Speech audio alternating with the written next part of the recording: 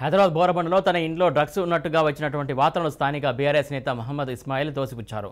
తన ప్రత్యర్థులు కావాలని తనపై పుకార్లను ప్రచారం చేస్తున్నారని అన్నారు.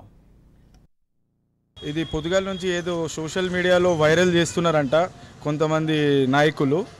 వాళ్ళందరూ మా పార్టీ వాళ్ళే. నేను కూడా బీఆర్ఎస్విలో ఉన్నా. కానీ మా ఇంటి వాళ్ళు, మా పార్టీ వాళ్ళే నా పైన ఏదేదో కుట్రలు చేసి సోషల్ మీడియాలో వైరల్ చేస్తున్నారు.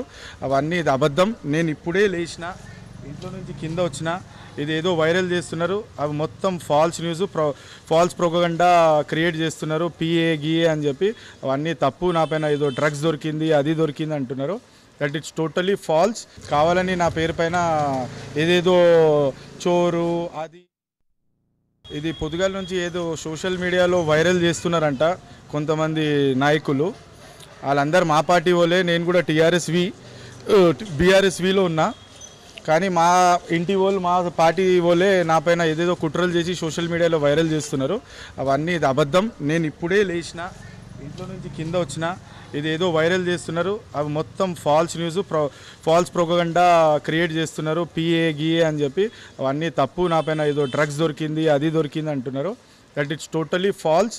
కావాలని నా పేరు పైన ఏదేదో చోరు అది